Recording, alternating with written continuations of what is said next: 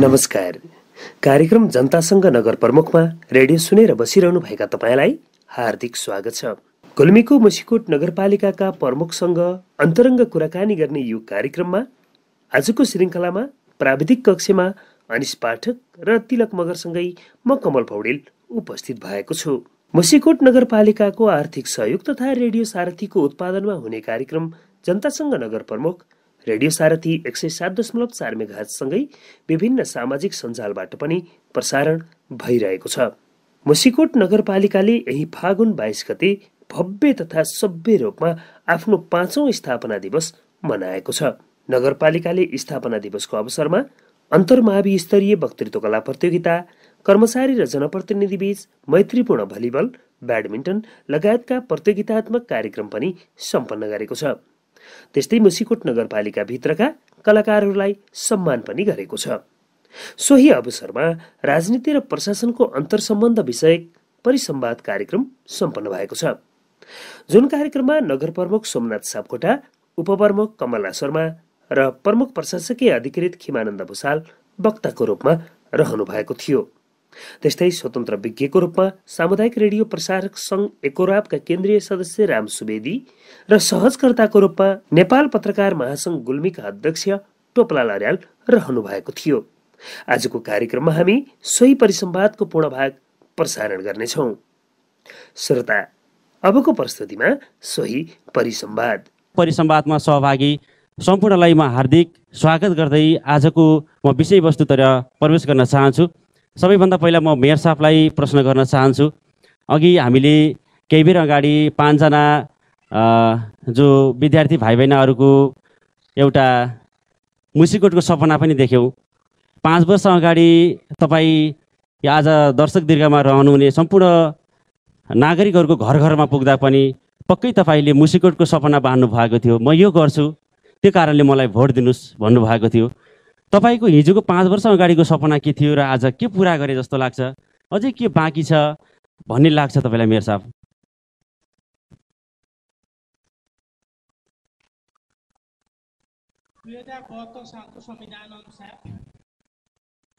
गुल्मी जिल्लाका स्थानीय तहहरू 12वटा स्थानीय तहमध्ये मुसिकोट नगरपालिका पनि एउटा निर्माण भएको हो। 2वटा नगरपालिका मध्येको जनसङ्ख्याका हिसाबले र भूगोलका हिसाबले पनि सबैभन्दा ठुलो नगरपालिका मुसिकोट हो। गुल्मी जिल्लाका यसरी भन्न सकिन्छ, गुल्मी जिल्लाका सबै स्थानीय तहहरूमध्येको धेरै जनसङ्ख्या र भूगोल ओगटेको मुसिकोट नगरपालिका हो।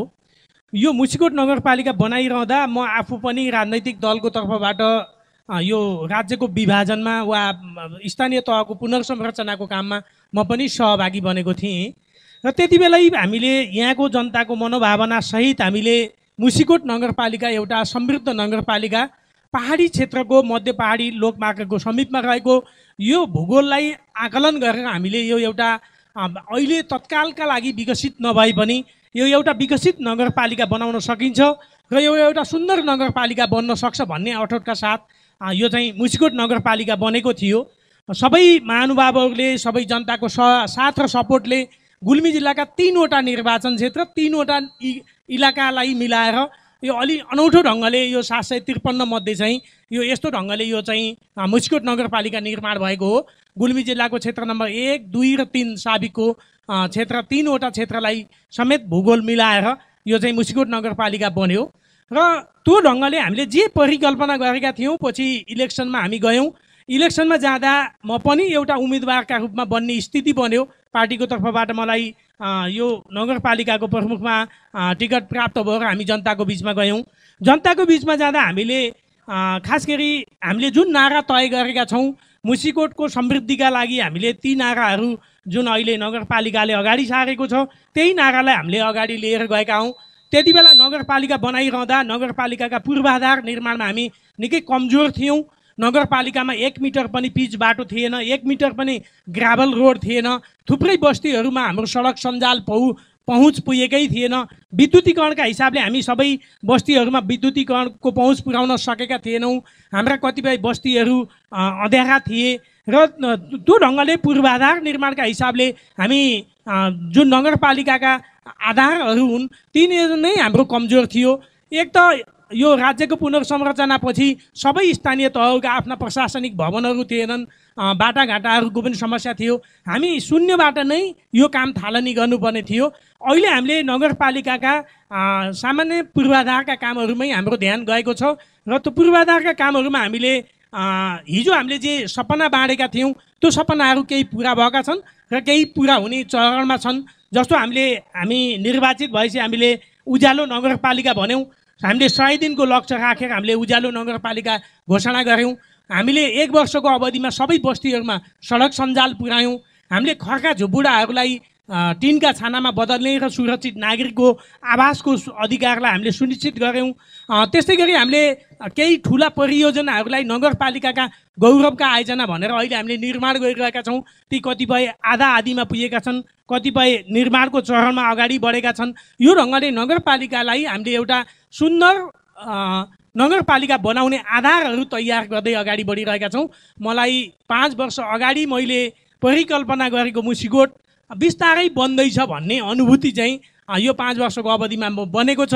हामीले 5 वर्षमा हामीले परिकल्पना गरे जस्तो समृद्ध मुसिकोट बन्न त गाह्रो नै छ, तर पनि हामीले जे सपना बोकेर जनताको बिचमा गएका थियौँ ती कामहरूमा चाहिँ हामी अहिले अगाडि बढिरहेको र काममा सफलता मिलिरहेको मलाई अनुभूति भएको छ। हस्, धेरै धेरै धन्यवाद छ। हामी पछाडि क्रस क्वेसन गर्नेछौँ, उहाँसँग थप सवाल जवाफ गर्नेछौँ।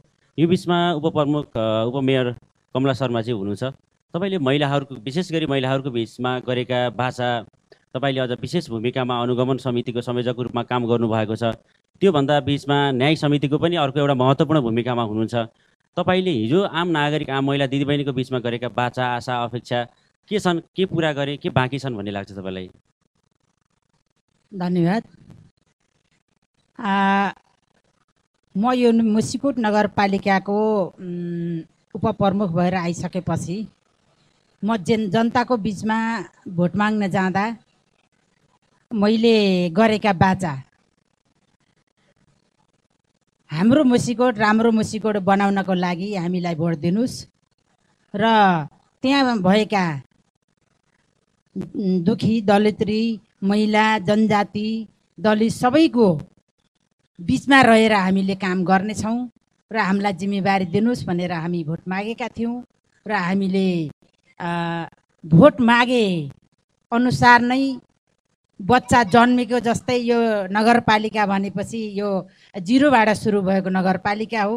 हामी यहाँ आइसकेपछि हामीले पहिलो हाम्रो मेयर साहबले भने जस्तै उज्यालो कार्यक्रम सुरु गऱ्यौँ र हामीले बजेट विनियोजन गर्दा बजेट योजना तर्जुमाको संयोजक पनि भएको हुनाले मैले बजेट विनियोजन गर्दा हाम्रो मुसिकोटभित्र भएका आमा समूह अरू कुनै संस्थाहरूका दिदीबहिनीहरू हरेक मान्छेलाई बस्नको लागि गाह्रो मैले आफूले पनि भोगेको हुनाले मैले केही सानो भए पनि एउटा भवन बनाएर बस्ने दिदीबहिनीहरूलाई घामबाट पानीबाट ओत बनाउनका लागि ओतमा राख्नका लागि बजेट विनियोजन गरियो 9वटै वार्डलाई र त्यसपछि हामीले महिला दिदीबहिनीहरूले सहज ढङ्गले आफूलाई आय आर्जनमा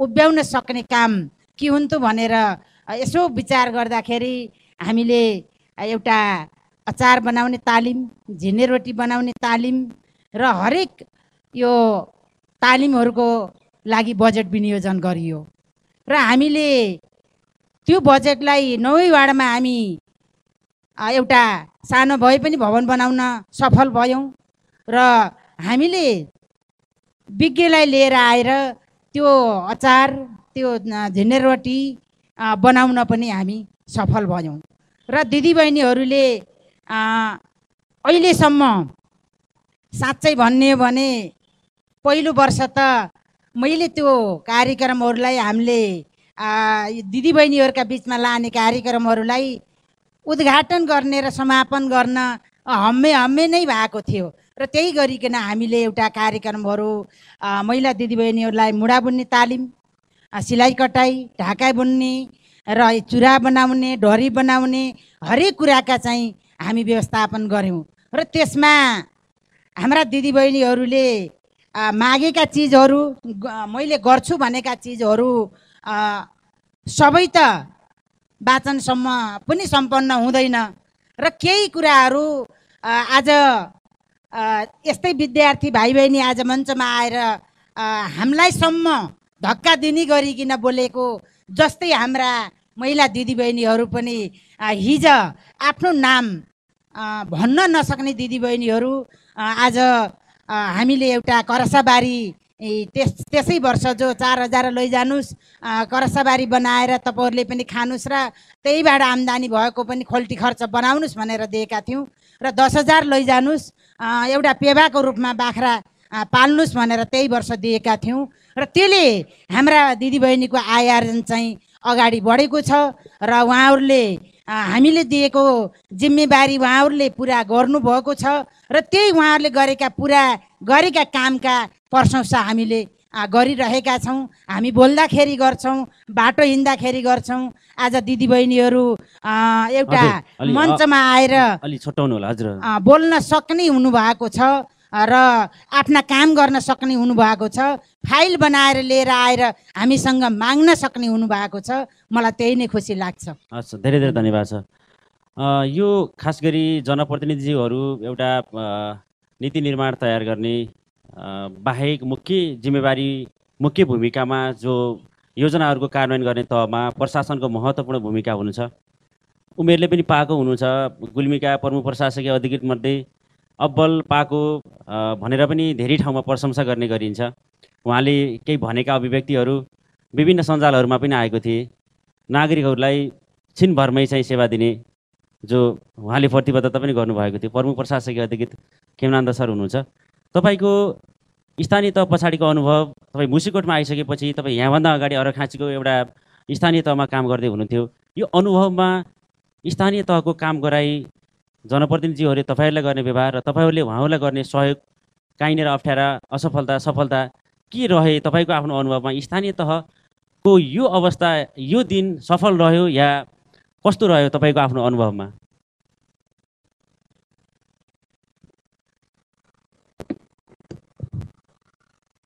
धन्यवाद। यहाँले चाहिँ मलाई एउटा परिपक्व कर्मचारीको रूपमा यहाँ यो समूहमा भनिदिनु भएको छ। यहाँलाई धेरै धेरै धन्यवाद दिन चाहन्छु। मेरो चाहिँ जागिरे जीवनको कुरा गर्न पर्दा अहिले म 26 वर्ष जागिरे चाहिँ पुरा हुने चाहिँ क्रममा छु। मेरो जागिरे जीवनमा खास गरी 22 वर्षको मेरो अवधि भनेको पोलिसी लेभल केन्द्रीय मन्त्रालय र विभागमा हो। म चाहिँ स्थानीय तहमा म चाहिँ यो सिलसिलामा जोडिएको चाहिँ 4 वर्षको अवधि भयो। म सुरुमा चाहिँ स्थानीय तह जुम्लाको हिमा गाउँपालिकामा मैले त्यहाँ काम गरेँ 9-10 महिनाको अवधि। तत्पश्चात अरखाँची जिल्लाको छत्रदेव गाउँपालिकामा 22 महिनाको अवधि र अहिले चाहिँ 17-18 महिनाको अवधि मेरो मुसिकोट नगरपालिकामा यो मेरो स्थानीय तहको अनुभव हो। मैले आफूलाई स्थानीय तहमा र मेरो समग्र जागिरे जीवनमा मैले सफल मान्छु। आफूलाई सफल केला मान्ने भन्ने कुरा हुन्छ, सन्तुष्टिको कुरा हो र आफ्नो सन्तुष्टि के हो भन्ने कुरा हो। मैले चाहिँ आफूलाई यो जागिरे जीवनमा जुन शपथ खाएर म सेवा प्रवेश गरेको थिएँ म चाहिँ सफल छु भन्ने मलाई लाग्छ। र स्थानीय तहमा खास गरी मैले जुन यो मेहनतको कदर हो जस्तो लाग्छ मलाई। 3टा स्थानीय तहमा 3 विभिन्न विचारधाराका पार्टीले नेतृत्व गरेका स्थानीय तहहरूमा काम गर्ने अवसर जुट्यो। त्यसमा चाहिँ मलाई लाग्छ कामै प्यारो, कहीँ पनि मलाई चाहिँ त्यस्तो समस्यै परेन। जहाँ पनि मैले सहयोग पाएँ, काममा चाहिँ रिजल्ट ओरिएन्टेड म भएँ र चाहिँ मैले सफलता पाएको त्यो मूल मेरो मेहनतको कुरालाई मैले मान्छु। अर्को महत्त्वपूर्ण पक्ष भनेको यो मुसिकोट नगरपालिकामा विशिष्ट खालको यो नगरपालिका, मेरो नगरपालिकाको हकमा यो नगरपालिका पहिलो हो। उता मैले गाउँपालिकामा काम गरेको थिएँ। स्थानीय तहमा काम गर्न केही जटिलता छ, इस्युजहरू छन्, नयाँ नयाँ च्यालेन्जहरू आउँछन्। यिनी कुराहरूमा चाहिँ भर्खरको नयाँ अनुभव नसँगालेको कर्मचारीभन्दा परिपक्व कर्मचारीबाट रिजल्ट निकाल्न सजिलो हुन्छ जस्तो मलाई लाग्छ, मेरो आफ्नो अनुभव। र चाहिँ नेपालको सन्दर्भमा अलिकता जनप्रतिनिधि र कर्मचारी बिच विगतदेखि नै केही कुराहरू उड्दै आएका कुराहरू हुन्। केन्द्रीय लेभलमा पनि उठ्दै आएका कुरा हुन्। हामीले चाहिँ खास गरी एकीकृत राज्य व्यवस्थाको चाहिँ प्रशासन अन्तर्गत रहेर काम गर्दाखेरि, म मन्त्रालय लेभलमा काम गर्दाखेरि मन्त्रीज्यूहरूसँग डाइरेक्ट जोडिएर पनि मैले काम गरेँ, भिआइपीहरूसँग जोडिएर मैले काम गर्दै गर्दाखेरि यो केही मनोमालिन्यहरू केही उठान भएका विषयहरू हुन्। हाम्रो मुलुकमा मात्रै होइन, यो कुरा चाहिँ पोलिटिक्स र चाहिँ एडमिनिस्ट्रेसन केही कन्फ्लिक्ट छ। पोलिटिक्स एन्ड एडमिनिस्ट्रेसन डिक्टोमी भन्ने झन् 1887 अमेरिकी तत्कालीन राष्ट्रपति विल्डो विल्सनले एउटा कन्सेप्ट निकाल्नुभयो। यो विधा छुट्टा छुट्टै यो भन्ने कुरा आयो। फेरि 19औँ शताब्दीमा आएर चाहिँ होइन, यो चाहिँ एउटै विधा हो, यो नङ र मासुको सम्बन्ध छ, त्यो भएर बेग्लै गर्न मिल्दैन भन्ने कुरा हो। त्यसपछि हुँदै यो आफ्ना छुट्टा छुट्टै विधा हुन् भन्ने कुरामा आज हामी क्लियर छौँ। तर पनि चाहिँ हामी बेग्ला बेग्लै पृथक भएर काम गर्न सक्दैनौँ। सम्बन्ध नङ र मासुको नै हो। जस्तो पोलिसी बनाउने काममा, सपना देख्ने काममा जनप्रतिनिधिहरूको उहाँहरूको चाहिँ भूमिका नै हुन्छ। सपना देख्ने काम उहाँहरूको हो र त्यो सपना देख्ने काममा पोलिसी बनाउने काममा फेरि सघाउने काम पनि प्रशासनको हो। किन भन्दा इन्फर्मेसन त्यहाँ चाहिँ वास्तवमा प्रशासनसँग हुन्छ र कार्यान्वयन गर्ने त एकलौटी जिम्मेवारी जवाबदेहिता कार्यान्वयन गर्ने क्रममा कर्मचारी प्रशासनले चाहिँ लिन्छ, व्यवस्थापनले नै लिन्छ। यो महत्त्वपूर्ण पक्ष हो। यो चाहिँ आजका दिनमा हामीले चाहिँ यिनी स्थानीय तहहरूका अभ्यास गर्दै गर्दा महत्त्वपूर्ण उपलब्धिहरू हासिल भएका छन्। मलाई लाग्छ यो चाहिँ मुसिकोट नगरपालिकामा पनि महत्त्वपूर्ण मैले अनुभव हासिल गरेको छु र चाहिँ मलाई लाग्छ भोलिका दिनमा पनि यहाँ चाहिँ यो नगरपालिका एउटा चाहिँ सफल नगरपालिका होस् भन्ने मेरो आकाङ्क्षा कामना छ। र नेपालको हिस्ट्रीमा अलिकता के थोरै मैले हिस्ट्रीको कुरो गर्न पर्दाखेरि कस्तो छ भन्दा प्राचीन युग वास्तवमा नेपालको स्वर्ण युग हो। त्यो बेलामा चाहिँ सुशासन बलियो थियो, उत्पादन थियो, कृषि प्रधान देश थियो। त्यो बेलामा चाहिँ सुशासनको पक्ष राम्रो थियो। पछि चाहिँ मल्लकाल मध्यकालमा आएर बिग्रदै जाँदाखेरि राणाकालमा झन् लथालिङ्ग भयो र चाहिँ बहुदलीय व्यवस्था जुन प्रजातन्त्र स्थापना भयो 7 सालपछि क्रमबद्ध रूपमा नेपालमा चाहिँ प्रशासनको विकास भयो र विगतका च्यालेन्जिङहरू जस्तो तपाईँ चाहिँ त्यत्रो द्वन्द्वकालको कुरा भन्नुहोस्, 15 वर्ष स्थानीय निकायहरूको चुनाव नहुँदा भन्नुहोस् र चाहिँ राजनीतिक दलहरूले चुनाव गरेर चाहिँ सत्ता हस्तान्तरण नगर्ने कर्मचारीले जिम्मा लिएर एउटा चाहिँ शान्तिपूर्ण रूपमा चाहिँ सत्ता एउटा चाहिँ हस्तान्तरण गर्ने कुरामा नेपालको प्रशासनले अब्बल खालको उदाहरण प्रस्तुत गरेको अनुभव चाहिँ मसँग छ। हजुर, धेरै धेरै धन्यवाद छ प्रमुख प्रशासकीय अधिकृतज्यूलाई। हामीसँग स्वतन्त्र विज्ञको रूपमा राम सुवेदी सर यहाँ हामीसँग हुनुहुन्छ। मेयर साहब, उपमेयर, प्रमुख प्रशासकीय अधिकृतको हामी जुन भनाइ सुन्यौँ, उहाँहरूले पनि अहिलेसम्म गरेका धेरै जसो कामहरू हेर्दा सरसर्ती राम्रै छन्। आम नागरिककै जीवनसँग सरोकार राख्ने आम नागरिकै विषयहरूमा उहाँहरूले काम गर्नुभएको छ, हामी यो देख्छौँ। तर पछिल्लो समय सामाजिक सञ्जालहरूमा हेर्ने भने, आम युवाहरूका अनुहारमा हेर्ने भने खालि निराशाका गाँठाहरू मात्रै देखिन्छन्। यति धेरै काम गर्दा हिजो कुनै ठाउँमा पिच थिएन, आज पिच छ। हिजो पानी बोक्न पँधेर जाने दिन अहिले चाहिँ अन्त्य भएको छ, यद्यपि सबै ठाउँमा नहुन सक्छ। जनप्रतिनिधिहरूले यति धेरै काम गर्दै पनि आम युवा, आम मान्छेहरूको नागरिकहरूको निधारमा निराशा, कुण्ठाका अभिव्यक्तिहरू देखिन्छन्। तपाईँ एउटा स्वतन्त्र रूपमा यो कुराको विश्लेषण गर्दा तपाईँ आफूलाई तपाईँले त्यो स्थानीय तहका उपलब्धिहरूको आफ्नो अनुभव र उहाँहरूले भनेको कुरासँग हामीले देख्दा, उहाँहरूले देखेको र आम नागरिक बिचको यो सम्बन्ध र यो काम, यो स्थानीय तहको आजको 5 वर्षमा तपाईँले कसरी सम्झिनुहुन्छ? धन्यवाद टोप सर। सबैभन्दा पहिले त हामीले जो टपिक्स चाहिँ यो राजनीति र प्रशासनको अन्तर्सम्बन्ध भनेर जोडेका छौँ, यसमा राजनैतिक दलका प्रतिनिधि पनि सँगै राखेर यो डिस्कसन गर्न पाएको भए अझै मजा आउँथ्यो जस्तो लाग्छ। किनकि 5औँ वर्षगाँठको अवसरमा यो कार्यक्रम आयोजना गरिएको छ। यो नगरका प्रतिस्पर्धी दलहरू भोलि यो नगरको नगर प्रमुख, उपप्रमुख भएर यसलाई सञ्चालन गर्ने अभियानमा उहाँहरू पनि लाइनमा हुनुहुन्छ जस्तो लाग्छ मलाई। एउटा जिम्मेवारी एक कालमा कसैलाई आउँछ र त्यो फेरि परिवर्तित भएर अर्कोलाई जान्छ। र जहाँसम्म यो छलफलमा उठेका विषयहरू छन्, यहाँ उठान गरेका सपनाहरू हिजो के बोकेर नगर प्रमुख हुनुभयो अथवा उपप्रमुख हुनुभयो भन्ने सन्दर्भमा उहाँहरूले दिनुभएका जवाबहरू केही आशा लाग्दा आशातीत कुराहरू पनि र केही परिवर्तित छन् अथवा त्यो लाइनमा छ भन्ने त देखिन्छ। तर यहाँले उठाउनु भएको जस्तो आम नागरिकमा अथवा युवा पङ्क्तिमा अथवा आम जनस्तरमा चाहिँ त्यो भने जस्तो अथवा सोचे जस्तो अथवा त्यो भए जस्तो छैन भन्ने खालको एक खालको बिचको केही खाडलहरू पनि छ। त्यो किन त्यस्तो भएको होला भनेर हामीले हेर्दा कहिलेकाहीँ हाम्रो राजनीतिक चेतना अथवा हाम्रो राजनीतिक स्तर चाहिँ कहाँ छ अथवा हामीले के गरिरहेका छौँ र हाम्रो अभ्यास कहाँ छ भनेर हामीले आत्मसमीक्षा गर्ने बेला भयो कि भन्ने पनि मलाई लाग्छ। किनकि जबसम्म हामी राजनीतिक स्तरबाट यो देशलाई बनाउने हो, यो ठाउँलाई बनाउने हो, हाम्रो प्रतिनिधित्व हुँदै गर्दाखेरि हाम्रो जिम्मेवारी र अभिभार हामीसँग रहन्छ भन्ने हो भने सत्तामा अथवा राज्य व्यवस्थामा त्यसको ठाउँमा रहँदा जे भूमिका हामी स्वीकार गरिरहेका हुन्छौँ, राम्रो भए पनि नराम्रो भए पनि स्वीकार गरिरहेका हुन्छौँ, त्यही कुरा त्यो प्रतिपक्षमा बस्दा अथवा त्यो सत्ताभन्दा बाहिर बस्दा चाहिँ अकतै सबै बिग्रियो कि भत्कियो कि भन्ने जस्तो हाम्रो एउटा परिकल्पना सोच विचार चाहिँ त्यस्तो आउँछ। त्यसले पनि कता कता केही मात्रात्मक परिवर्तनहरू भइरहेका छन्, त्यसलाई आत्मसात गर्न सकेनौँ कि हामीले, अथवा त्यहाँ कहीँ हाम्रा त्रुटिहरू छन् कि हाम्रा चिन्तनमा र सोचमा कहीँ त्यसलाई फेर्न पर्ने हो कि भन्ने जस्तो पनि लाग्छ त्यो हिसाबले। र अर्को एउटा हामीसँग संस्कार चाहिँ कस्तो छ भन्दा अहिले पनि यत्रो देशमा धेरै परिवर्तन व्यवस्था बदल्दै बदल्दै बदल्दै यहाँसम्म आइपुग्दा संसारकै सबैभन्दा उच्च र सबल व्यवस्था है गणतन्त्र भनेर हामीले भनिरहेका छौँ।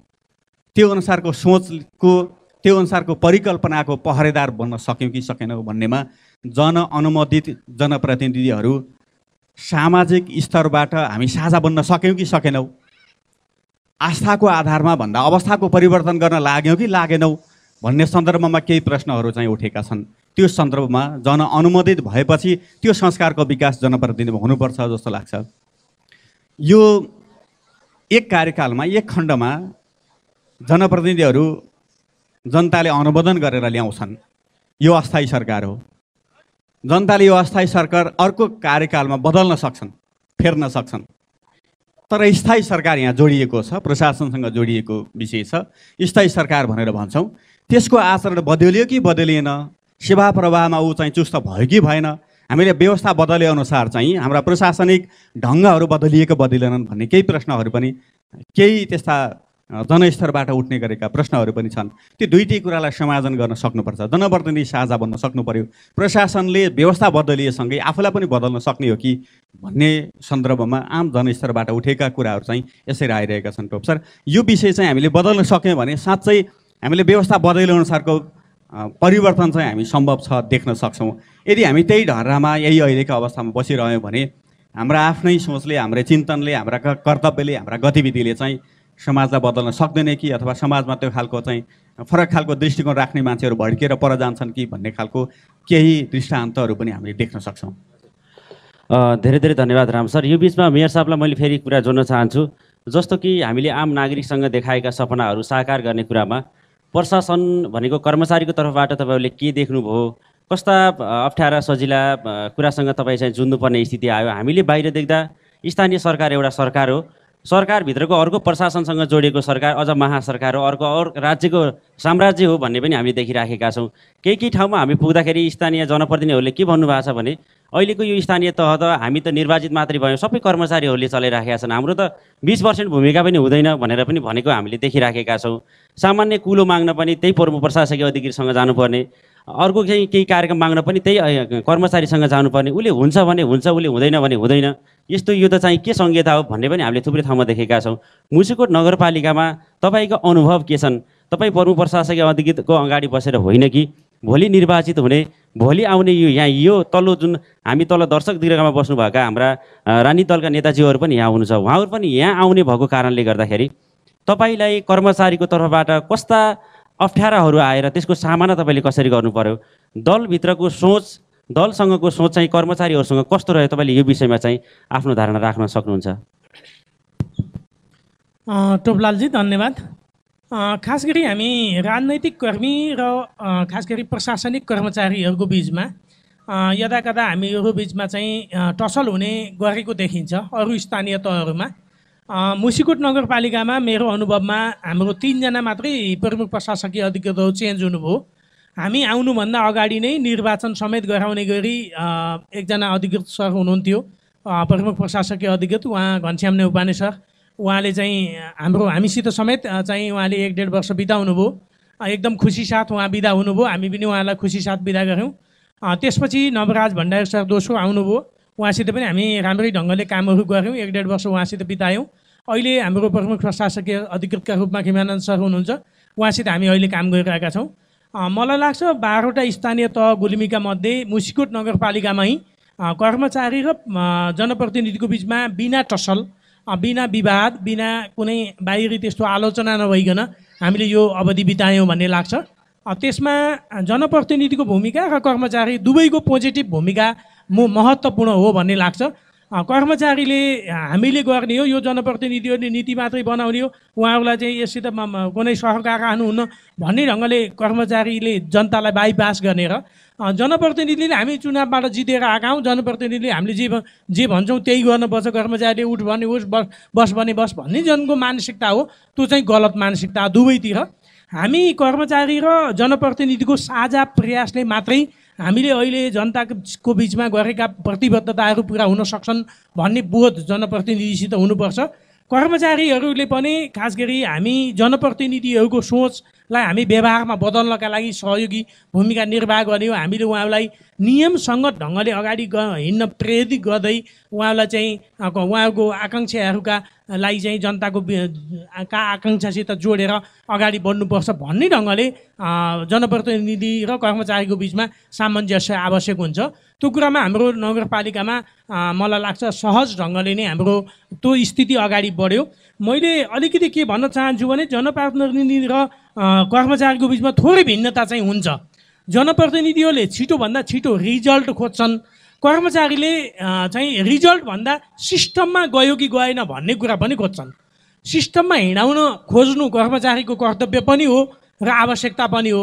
अनि हामी अलिकति 5 वर्ष अवधि लिएर आएको र अलिक धेरै आकाङ्क्षा जनताको बिचमा बाँडेको हुनाले छिटोभन्दा छिटो रिजल्ट आओस् भन्ने ढङ्गले हामी अगाडि बढ्न खोज्नु स्वाभाविक पनि हो। त्यो कुरामा हामीले टसलमा जाने वा त्यसमा द्वन्द्वमा जाने होइन। हाम्रो आकाङ्क्षालाई कर्मचारी साथीहरूले सम्बोधन गर्ने गरी अगाडि बढिदिने, हाम्रो हतारलाई उहाँहरूले बुझिदिने र नियमसङ्गत जाने कुरा, सिलसिलेवार जाने कुरा, विधिसम्मत जाने कुरालाई फेरि जनप्रतिनिधिले पनि कर्मचारी साथीहरूबाट भएको आग्रहलाई हामीले चाहिँ त्यो ढङ्गले बोध गर्ने। जस्तो कहिलेकाहीँ के हुन्छ भने सभा बस्न 6 महिनामा बस्ने हो, हामीले बिचैमै बजेट चेन्ज गर्नुपर्ने पनि हुनसक्छ। तर हामीलाई त्यस्तो हातुरी हुन्छ, अहिले गरिदिउँ, हामीले कार्यपालिकाले निर्णय गर्छौँ, तपाईँले गर्नुहोस् सर भन्न नि सकिन्छ। तर त्यस्तो मात्रै होइन, हामीले सभामा लैजानु पर्ने चिजलाई सभामा लैजानु पऱ्यो, कतिपय कार्यपालिकाबाट गर्न सकिने कुरालाई कार्यपालिकाबाट गर्नु पऱ्यो। त्यो कुरामा हामीले बोध गरेनौँ, महसुस गरेनौँ भने चाहिँ समस्या हुन्छ। कहिलेकाहीँ हामीले चाहिँ कतिपय कुरालाई अगाडि बढ्दै जाँदा त्यसलाई विधिसम्मत लैजाने कुरालाई पनि हामी त्यो ढङ्गले जानुपर्छ। त्यस्तो गऱ्यो भने एक आपसमा चाहिँ त्यो ढङ्गको समन्वय भयो भने काम गर्न सजिलै हुन्छ भन्ने लाग्छ। मेरो अनुभूति चाहिँ त्यस्तो। यहाँभन्दा अगाडि मुसिकोटको एउटा बेरोजगारीको विषयलाई लिएर आएर कर्मचारीहरूले चाहिँ यो नीतिगत समस्या हो भनेर भनिराखेका कुरा र जनप्रतिनिधिहरूले कर्मचारीले त फर्सेट गर्ने कुरा, कार्यान्वयन गर्ने कुरा भनेर पनि नगरपालिकाको मुसिकोटको बेरोजगारीको विषय जोडेर चाहिँ केही अभिव्यक्तिहरू बाहिर आएको थिए। यहाँ दुईटैको सम्बन्ध हुने भए यस्ता कुरा किन बाहिर आउँछन्? यहाँले महत्त्वपूर्ण कुरा उठाउनु भयो। यो कुरा अलिकति आम छलफलमा पनि लैजानुपर्छ भन्ने मलाई लाग्छ। बेरोजु जुन मुसिकोट नगरपालिकाको अलि ठुलो भोल्युमका रूपमा चाहिँ देखिएको छ, यो चाहिँ एउटा दुःखद पक्ष नै हो। त्यसलाई हामीले कसरी बुझ्नुपर्छ भन्दा बेरोजु नै भ्रष्टाचार हो भन्ने बुझाइ आम मान्छेमा छ, त्यो गलत हो। बेरोजु भनेको कतिपय कागजपत्र नमिलेको, विधि रीति नपुगेको भन्ने नै हो। त्यो विधि रीति नपुगेकोलाई विधि रीति पुर्याउनमा हामी प्रतिबद्ध हुनुपर्छ। त्यसमा जनप्रतिनिधिको पनि उत्तिकै भूमिका छ र कर्मचारी प्रशासनको पनि उत्तिकै भूमिका आवश्यक हुन्छ। अझै अलिकति नियम ऐनहरूको र अलिकति व्यस्तता त्यो चाहिँ त्यससितको व्यस्तता भएको हुनाले कर्मचारी साथीहरूमा त्यसको ज्ञान क्षमता बढी हुन्छ। जस्तो हाम्रो हाकिम छापा आएपछि अहिले हामीले बेरोजुलाई वात्तै घटाउन सक्छौँ भन्ने आँट हामीसँग आएको छ। त्यो कुरामा अलि विधिपूर्वक लैजाने कुरामा सल्लाह सुझाव दिने कुरामा कर्मचारी प्रशासनको चाहिँ महत्त्वपूर्ण भूमिका हुने नै भयो। त्यसबाहेक पनि हामीले बेरोजुलाई हामीले कर्मचारीको दायित्व हो भन्ने ढङ्गले छोड्नु हुँदैन। हामीले कतिपयको बेरोजुहरू चाहिँ विधि नपुगेका, सभाबाट निर्णय नभएका कुरा, हामीले काम गर्नुपर्ने बाध्यता परेका कुराहरू पनि हुनसक्छन्। त्यस्ता कुराहरूलाई हामीले विधिपूर्वक लैजाने कुरामा अब पनि हामी फेरि अगाडि बढ्नुपर्छ। अहिले हामीले यहाँको जुन बेरोजु धेरै देखिएको छ त्यसलाई रुजु गराउने गरी हामी अगाडि बढ्दैछौँ। करिब 7 करोडको हाराहारीमा जुन बेरोजु देखिएको यसलाई हामी यो वर्ष 5 करोड घटाउने र 2 करोडभित्रै सीमित गर्ने उद्देश्यका साथ अगाडि बढिरहेछौँ। त्यो ढङ्गले नै जानुपर्छ भन्ने मलाई लाग्छ। हजुर, धेरै धेरै धन्यवाद छ। खास गरी हामी यो मुसिकोट नगरपालिकाको 5औं नगरसभाको जुन आज चाहिँ स्थापना दिवस हो, यसमा हामीले चाहिँ राजनीति र प्रशासनको सम्बन्ध कस्तो हुन्छ भन्ने विषयमा परिसंवाद गरिराखेका छौँ। हामीसँग छलफलमा मेयर, उपमेयर, प्रमुख प्रशासनिक अधिकृत र स्वतन्त्र विज्ञको रूपमा चाहिँ राम सुवेदी सर हामीसँग हुनुहुन्छ र यो कार्यक्रम तपाईँले सामुदायिक रेडियो सारथीबाट सुनिरहनु भएको छ। यो कुरा तपाईँलाई जानकारी गराउँदै म हाम्रो खेमानन्द सरतर्फ फेरि केन्द्रित हुन चाहन्छु। खास गरी हामीले सम्बन्धको कुरा गरिराखेका छौँ। यो सम्बन्ध प्रगाढ हुनुपर्छ, राम्रो हुनुपर्छ, सुमधुर हुनुपर्छ हामीले भनिराखेका छौँ। मैले अघि नै बेरुजुको कुरा पनि जोडेँ, सम्बन्ध राम्रो भए यो कुरा किन बाहिर आउँछन् भनेर पनि मैले उहाँलाई क्रस क्वेसन गरेँ। खासमा मैले अघि नै तपाईँले पनि भन्नुभएको थियो इलेक्टेड र सिलेक्टेड बिचको जुन द्वन्द्व छ यो केही ठाउँमा त आएको छ।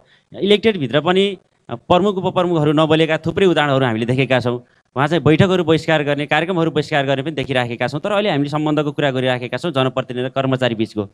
यो कुरामा उहाँहरूले लिएर आउने भावनात्मक सम्बन्ध भएका योजनासँग तपाईँले कानुनको कुरा अगाडि तिर्साउँदा कहिलेकाहीँ त्यस्ता तिता मिठा अनुभव छन् नगरपालिकामा, या कस्ता अप्ठ्याराहरूसँग तपाईँहरूले चाहिँ मुकाबिला गर्नुपर्छ? पूर्ण धन्यवाद। तपाईँले राख्नुभएको जुन कुरा अघि पनि उठाइयो, यो प्रशासन र राजनीतिको सम्बन्ध एउटा कुरा कस्तो छ भन्दा when ending the political process then starts the administrative action भन्ने भनाइ छ। राजनीतिक निर्णय भइसकेपछि, नीति बनिसकेपछि त्यो चाहिँ प्रशासनको काम सुरु हुन्छ। यति भन्दैमा मैले अघि के पनि भने भन्दा पोलिसी बनाउने कुरामा प्रशासन पृथक हुन सक्दैन। सम्बन्ध नङ र मासुको भनेको कुरा त्यहाँ हो।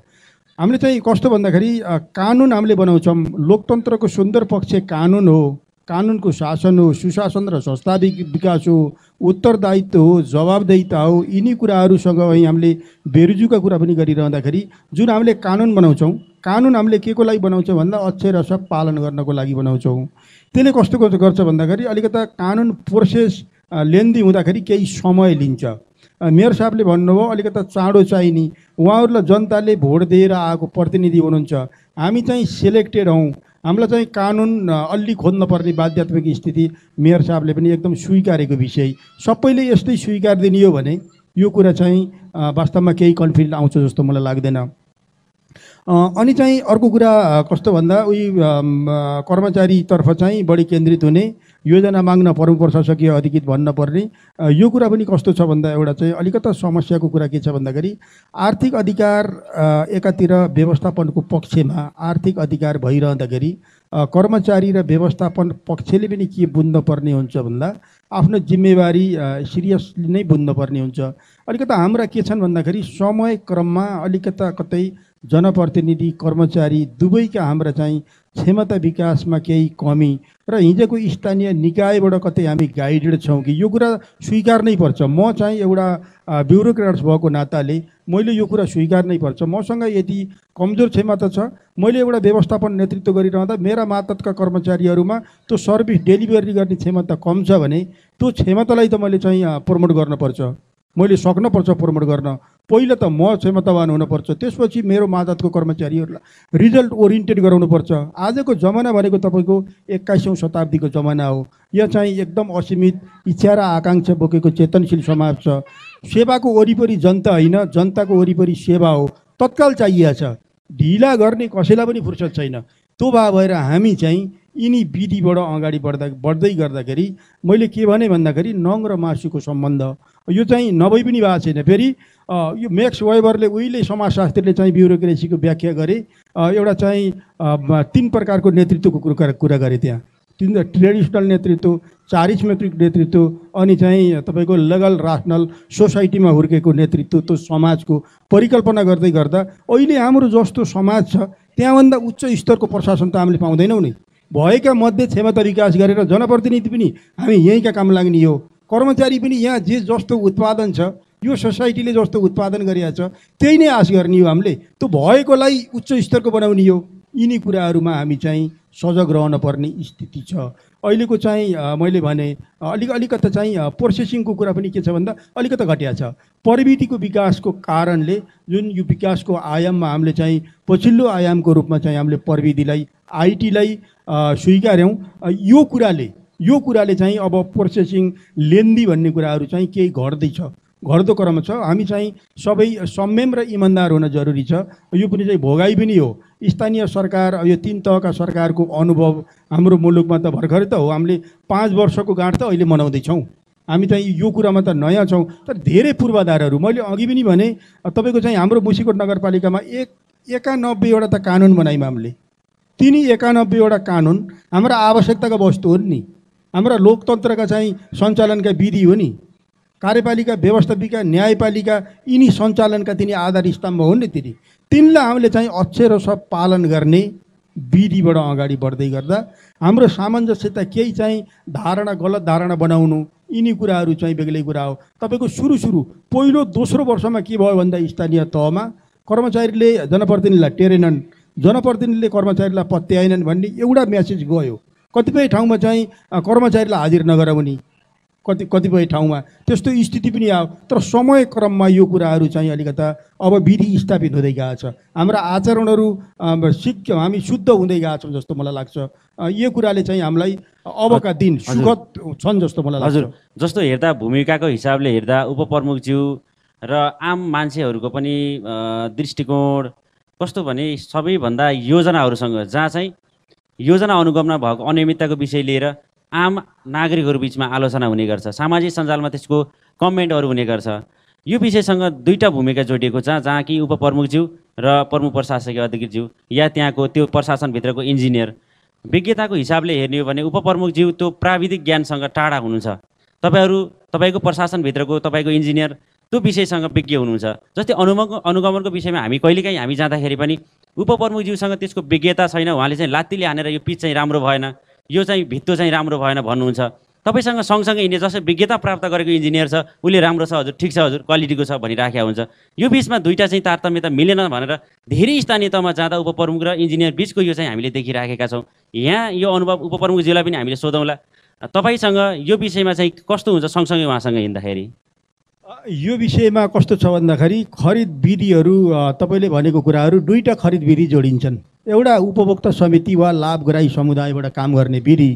तपाईँले भनेको वहीँ बाटो पिचको कुरा यो उपभोक्ता समितिसँग हुँदैन। यो चाहिँ ठेक्का बोलपत्रको माध्यमद्वारा भएका कुराहरूमा त्यो विधि जोडिन्छ।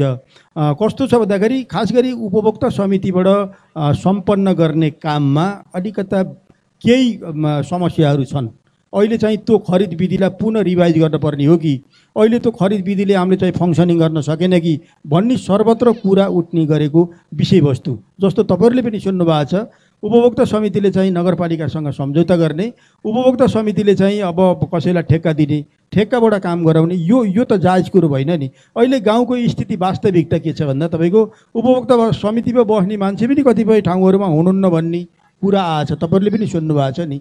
यो अहिलेको यो खरिद विधि अलिकता करेक्सन गर्नुपर्ने कुरा। अर्को चाहिँ पिच बाटोसँग जोडिएको कुरा के छ भन्दा तपाईँको यो निजी क्षेत्र, तेस्रो पक्ष उपमेयर साहब जुन अनुगमनको संयोजक हुनुहुन्छ, म चाहिँ एउटा लेखा उत्तरदायी अधिकृत हुँ। इन्जिनियरले तपाईँले भन्नुभयो इन्जिनियरले गरेको लागत इस्टिमेट, गरेको मूल्याङ्कन र चाहिँ उपप्रमुखको नेतृत्वमा भएको अनुगमन र वडा समितिले गरेको सिफारिस समेतको आधारमा मैले भुक्तानी गर्छु। यिनी कुराहरूमा चाहिँ मैले नजानिकन गरेँ, टेक्निकल नलेज मलाई थिएन भनेर मैले उन्मुक्ति पाउँदैन र त्यो हुने कुरा आँखाले देख्ने कुरा चाहिँ उपमेयरबाट चाहिँ त्यो भएको हुन्छ, उहाँको टिमले गरेको हुन्छ। यिनी कुराहरू कस्तो भन्दाखेरि त्यो तेस्रो पक्ष निजी क्षेत्र पनि विकासको प्रमुख साझेदार हो है। यो संविधानले परिकल्पना गरेको तपाईँको 3 खम्बे आर्थिक नीतिको परिकल्पना छ नि। निजी क्षेत्र, सार्वजनिक र सहकारी क्षेत्रको संयुक्त प्रयासबाट यो मुलुकको आर्थिक उन्नयन हुन्छ, आर्थिक विकास हुन्छ भन्ने कुरा संविधानले परिकल्पना गरेको 3 खम्बे आर्थिक नीति। निजी क्षेत्र हामीले निर्माण गर्ने, बाटो पिच गर्ने, भवन बनाउने ठेकेदार त निजी क्षेत्र हुन् नि। उनी यो सरकारप्रति, मुसिकोटप्रति इमान्दार हुने कि नहुने, उनले जवाब दिन पर्ने कि नपर्ने र उनको कनेक्टिभिटी कहाँ छ तपाईँ हामीलाई थाहा छ नि। यो हामीले भन्न नसकौँला सबै ठाउँमा, तर यो कुराले पनि तपाईँ हामीलाई समस्या पारेको छ। म यो बोल्ने गरेको छु यिनी कुराहरू। तपाईँहरूलाई चाहिँ सबैले छातीमा मम भनिदियो भने छातीमा हात राखेर यो कुरा धेरै टाढा छैन कि यो इमान्दारिताको कुरा हो। मैले अघि क्षमताको कुरा गरेँ, स्वीकार गरेँ, कतिपय कमी छ कि। अर्को इमान्दारिताको कुरा पनि हामीसँग जोडियो कि अब यहाँ चाहिँ कतिपय ठाउँमा हाम्रोमा समस्या मैले भनेको होइन, कतिपय स्थानीय 753 मा कतिपय चाहिँ जनप्रतिनिधि कर्मचारीहरूमा त कतिपय चाहिँ आर्थिक अनियमितताका सूचनाहरू पनि हामीले पढेका छौँ नि, होइन र? अनि त्यो निजी क्षेत्र तपाईँले उठाउनु भएको अहिलेको इस्यु, त्यो निजी क्षेत्र यो सरकारको एउटा अङ्ग हुने कि नहुने, त्यसले जवाब दिने कि नदिने, त्यो इमान्दार हुने कि नहुने, सत्यनिष्ठ नैतिकता र सदाचारप्रति जवाब दिन चाहिँ निजी क्षेत्रले पर्ने कि नपर्ने, यो विषय महत्त्वपूर्ण हो। धेरै धेरै धन्यवाद छ। म यहाँनिर अर्को एउटा भूमिका सम्बन्धको कुरा जोडिराखेको भएर मैले चाहिँ फेरि उपमन्त्रीज्यूलाई यहाँनिर जुन अनुगमन र प्राविधिकको कुरा चाहिँ जोडिन्छ, तपाईँको आँखाले देखेर तपाईँले गर्ने अनुगमन र त्यो हो सही साँचो छ ठिक छ भनेर चाहिँ प्राविधिक रूपमा हुने त्यसको चाहिँ भेरिफिकेसन, यो कुरामा तपाईँले सम्बन्ध कस्तो पाउनुहुन्छ प्रशासनसँग? कि तपाईँलाई अप्ठ्यारा छन्, तपाईँलाई चाहिँ बाटैमा सिग्नेचर गर्नुपर्ने अवस्था छ कि तपाईँ पुग्नुपर्ने नै स्थिति हुन्छ कि, या ठिक छैन भनेको कारणले तपाईँले देखेका कारणले बेठिक छ भनेर इन्जिनियरको अरू कुनैसँग साँठगाँठ भएको कारणले, या तपाईँको कसैसँग तपाईँको कार्यकर्तासँग साँठगाँठ छ भनेको कारणले कर्मचारीले अप्ठ्यारो पारेका त्यस्ता केही तितामिठा अनुभव छन् तपाईँसँग? धन्यवाद। यो योजना तर्जुमा समितिको संयोजक त्यति बेला विनियोजन गरेको बजेटको अनुगमन गर्ने एउटा टिम, इन्जिनियर र त्यहाँको प्रशासकीय अधिकृत र योजनाको र हामी केही जनप्रतिनिधि, म त्यसको संयोजक। मुसिकोटको सन्दर्भमा हेर्दाखेरि हामीले योजना सुरु गरिसकेपछि त्यहाँ नगरपालिकामा आएर सम्झौता गर्ने एउटा विधि बनाएका छौँ। त्यो विधिमा आएर उहाँहरूले सम्झौता गर्नुहुन्छ र हामी त्यो सम्झौता गरिसकेपछि उहाँहरूको काम कुन मितिबाट सुरु हुने भन्ने पनि विधि बनाएको छ र त्यसले त्यो काम सुरु भइसकेपछि हामी कहिले मेयर साहब त्यहाँको अनुगमन गर्दै जानुभएको हुन्छ, कहिले प्रमुख प्रशासकीय अधिकृत अनुगमन गर्दै जानुभएको हुन्छ, अरू काममा गएको बेला नि त्यहाँ हेर्नु भएको हुन्छ र म पनि त्यस बेला कतै अरू काममा गएको भए पनि म त्यो बेला हेरेको हुन्छौँ र बिग्रनै लागेको छ भने त्यसलाई हामी इन्जिनियर साहबलाई चाहिँ राखेर यो काम चाहिँ त्यहाँ बिग्रन ला है भन्ने सुझाव हामीले कुनै कुनै बेला चाहिँ हामी दिएका छौँ र कतै उपभोक्ता समितिले आफूले चाहिँ गर्छु भन्ने र उपभोक्ता समिति मार्फत जाने गएर सानो आफूले काम गर्न नसकेर एउटा त्यो ठेक्कापट्टाको रूपमा आफू रेखदेख गर्ने गरेर दिएका योजनाहरू पनि थुप्रै छन्। अब त्यो गर्न नहुने हो विधिले त, तर बाध्यता उहाँहरू उपभोक्ता समितिमै बस्न गाह्रो छ, अब मान्छेहरू हुनुहुन्न र बुढापाका मान्छेहरूलाई राख्नुपर्ने, त्यही पनि उहाँहरूले काम गर्दाखेरि कतै हामीले मात्र सक्दैनौँ कि भनेर उहाँहरूलाई जिम्मा दिँदै आफूले रेखदेख गर्दै गरेको हुँदा बेला बखतमा उहाँहरूले हामीलाई फोन गरेर हेरिदिन आउनुहोस् पनि भन्नुहुन्थ्यो र बेला बखतमा हामी जानेर त्यो हेर्ने गर्दाखेरि मलाई लाग्छ एका दुई त कतै अघि हजुरले भने जस्तै लात्तेले पनि हान्ने होला, एका दुई कतै यो भएन है भनेर फेरि भत्काएर बनाउन पठाइएको पनि होला, तर क्वान्टिटी का कुरा र क्वालिटीका कुरा हामी हेर्ने भनेको क्वालिटीका कुरा हुन्। त्यहाँ क्वालिटी छ कि छैन भनेर हाम्रो टिमले हेर्ने हो र त क्वान्टिटी पुर्याउने र काम गर्ने भनेको त्यहाँ इन्जिनियरले हो र अहिलेसम्म यहाँ अरूको सन्दर्भमा हाम्रै गुल्मी जिल्लाकै सन्दर्भमा हामीले उपप्रमुख या उपाध्यक्षले कहिलेकाहीँ सेयर गर्दा हाम्रो त यस्तो छ उस्तो छ भन्नुहुन्छ भन्दा मलाई आफूलाई गर्व लाग्छ। हाम्रो टिम अहिलेसम्म कतै तलमाथि कहीँ गएर केही लोभ लालचमा फसेर हाम्रा इन्जिनियरहरू फसेर अनि त्यो काम बिग्रेको र बनाउन नसकेको कतै लोभले बिगारेको पनि मैले आजसम्म मैले साँच्चैमै हात राखेर भने भेटाएको छैन। भेटाएका ठाउँमा हामीले कारबाही पनि गरिसक्यौँ र अब त्यहाँ त्यसपछि हामीले भेटाएका छैनौँ र म उपप्रमुखको हैसियतले उहाँहरूलाई यसरी काम गर्न पर्छ र यो काम तपाईँहरूले बिगार्नु भयो यो गर्न पर्छ भनेपछि हाम्रो टिम बसेर सल्लाह गरेपछि हामी काम गर्न बिगारेका छैनौँ भन्ने मलाई लाग्छ। उपभोक्ताज्यूहरू धेरै जसो यहीँ नै हुनुहुन्छ, उहाँहरूका बिचमा काम गर्ने हो। हाम्रो बिचमा हाम्रो टिममा द्वन्द्व पनि छैन र काम गर्ने उपभोक्ताको बिचमा पनि हामी गएर कहिले द्वन्द्व गरेका पनि छैनौँ। सुझाव सल्लाहले मुसिकोटलाई अगाडि बढाएछौँ, अन्तभन्दा सहज छ भन्ने मैले ठानेको छु। हस्, धेरै राम्रो। यो बिचमा म राम सरसँग फेरि जोडिन चाहन्छु।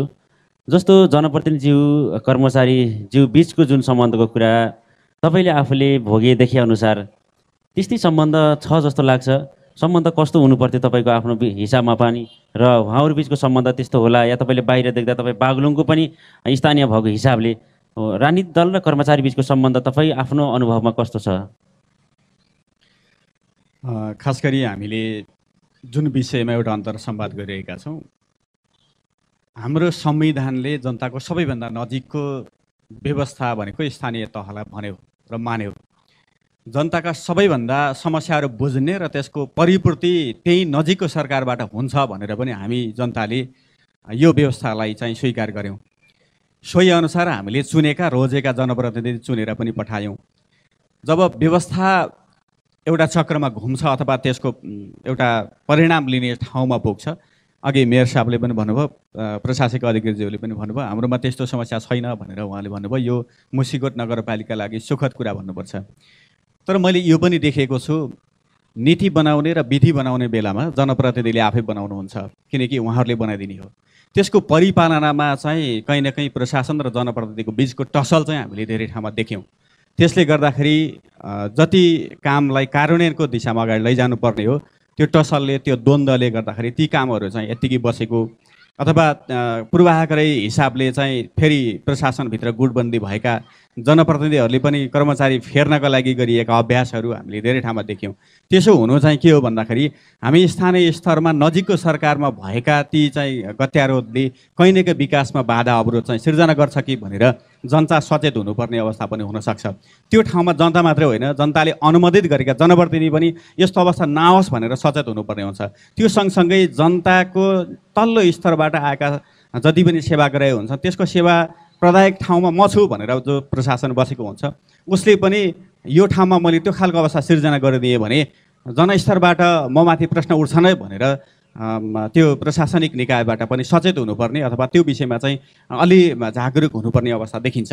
र यहाँले अघि ल्याउनु भयो, यस्ता खालका कुरामा किन टसल हुन्छ भन्ने सन्दर्भमा कहिलेकाहीँ मेयर साहबले भने जस्तो जनप्रतिनिधि हुँदाखेरि के सपनाहरू बाँडेर आइयो, त्यो महत्त्वाकांक्षा पुरा हुने खालका थिए कि थिएनन् भन्ने सन्दर्भमा कहिलेकाहीँ त्रुटिहरू भएको मैले देख्छु। त्यसले गर्दाखेरि चाहिँ छिटो त्यसको चाहिँ इम्प्लिमेन्ट होस् भन्ने सन्दर्भमा उहाँहरूले प्रशासनलाई झकझगाउने अथवा यो हामीले निर्णय पछि गर्छौँ, अहिले गरिहालौँ न भनेर चाहिँ केही दबाब दिने खालका कुराहरू पनि कहीँ न कहीँ उठे भने त्यो विषयमा पनि टसलहरू चाहिँ त्यो सम्बन्ध बिग्रिन सक्छ भन्ने मलाई लाग्छ। त्यो खालको गर्नुभन्दा जे विधि बनायो त्यो विधिको परिपालना स्वयं आफूबाट गर्ने त्यो खालको जनप्रतिनिधि चाहियो र त्यो विधिलाई आफूले परिपालन मात्र गर्ने होइन। अघि प्रशासकीय प्रमुखले भन्दै हुनुहुन्थ्यो, हामी 91वटा कानुन बनायौँ स्थानीय तहमा, त्यो सबभन्दा राम्रो उपलब्धि हो कि भनेर पनि उहाँले भन्नुभएको थियो। मलाई लाग्छ कानुन बन्ने एउटा उपलब्धि होला, त्यसको परिपालनामा जनस्तरसम्म यो खालको कानुन बन्यो है भनेर हामी सचेतना जनतालाई त्यो विषयमा जागरुक बनायो कि बनाएनौँ, त्यो कुरा थाहा दियो कि दिएनौँ, हाम्रो जनताले त्यो विषय बुझ्यो कि बुझेन, त्यो कुरा जनस्तरबाट छलफल गरेर ल्यायौँ कि जनप्रतिनिधिको बिचमा मात्रै छलफल गरेर अहिले चाहिँ त्यो टुल्स हामी चाहिँ प्रयोग गर्दैछौँ। त्यसमा पनि कतै जनतासँग जोडिएका सवालहरूमा कहीँ जनप्रतिनिधि पनि तैँले हामीले चाहेको भन्दा फरक खालको नीति बनाइदिइस् भनेर जनप्रतिनिधिलाई त्यो खालको आरोप लगाउने सम्भावना देखिन्छ। त्यसलाई कार्यान्वयनको सन्दर्भमा प्रशासनले त्यो टुल्सलाई चाहिँ व्यावहारिक रूपमा उसले परिपालना गर्दा अप्ठ्यारै गरिदियो प्रशासनले भनेर जनताले भन्ने गुनासो राख्ने ठाउँ हुन्छ कि भन्ने सन्दर्भमा हामीले के गरिरहेका छौँ, त्यसको उपलब्धि चाहिँ हासिल गर्नको लागि जनतालाई त्यो विषयमा थाहा छ कि छैन भनेर कति बेला भन्यो, त्यस्ता कार्यक्रमका छन् कि छैनन् भन्ने सन्दर्भमा यहाँ के छ त्यो विषय चाहिँ जनप्रतिनिधिले तर्फबाट मेयर साहबले, उपमेयर साहबले अथवा प्रशासकीय अधिकारीहरूले यहाँ यति जनता भएको ठाउँमा चाहिँ यो कुरा बताइदिनु भयो भने चाहिँ राम्रो हुन्छ जस्तो लाग्छ। अघि बेरोजुको केही कुराहरू पनि आएको छ। मैले कतिपय ठाउँमा के देखिरहेको छु, के भोगिरहेको छु अथवा हामीले के बुझ्ने गरेका छौँ भन्दाखेरि बेरोजुलाई भ्रष्टाचार भनेर राजनैतिक दलका जाने माने जनप्रतिनिधिहरूले प्रचार गरिराख्नु भएको छ। त्यो विषय किन बुझ्नु भएको होइन होला? मैले यो पनि देखेको छु, आफ्नो आस्थाको जनप्रतिनिधि भएको ठाउँमा बेरोजु हुँदा उहाँहरू चुप लाग्नुहुन्छ, पल्लो अर्को आस्थाको जनप्रतिनिधि भएको ठाउँमा त्यो भ्रष्टाचार हो भनेर बाहिरै भाषण गरिरहेको, उहाँहरूले वक्तव्य दिइरहेको चाहिँ मैले देख्छु। त्यो किन त्यस्तो भएको होला भन्दा हाम्रो आचरण शैलीहरू, संस्कारहरू चाहिँ हामी आफैमा विरोधाभास भइदिए। त्यसले गर्दाखेरि पनि स्थानीय तहले चाहेको जस्तो काम गर्न सकेन कि अथवा खास कुरो के हो बेरोजु भनेको भन्ने कुरा आम जनतालाई थाहा नदिएपछि जनताले के भनिदिन्छ, के बुझ्छ र उसले त्यसको मानसिकता के बनाउँछ भन्ने सन्दर्भमा कहीँ न कहीँ त्रुटिहरू फेरि पालेर बस्यौँ कि त्यसलाई चिर्न के गर्ने होला भन्ने सन्दर्भमा बेरुजु भनेको भ्रष्टाचार होइन भन्ने कुरा कसले भन्दैन? राजनीतिक दलका प्रतिनिधिले भन्ने होला, जनप्रतिनिधिले भनिदिने होला, प्रशासनको तर्फबाट भनिदिने होला। त्यो चाहिँ सैद्धान्तिक रूपमा हामीले वित्तीय कारोबारमा नियमसङ्गत गरेनौँ, त्यो अनुशासित वित्तीय कारोबार भएन भन्ने कुराको अङ्कुश चाहिँ हो।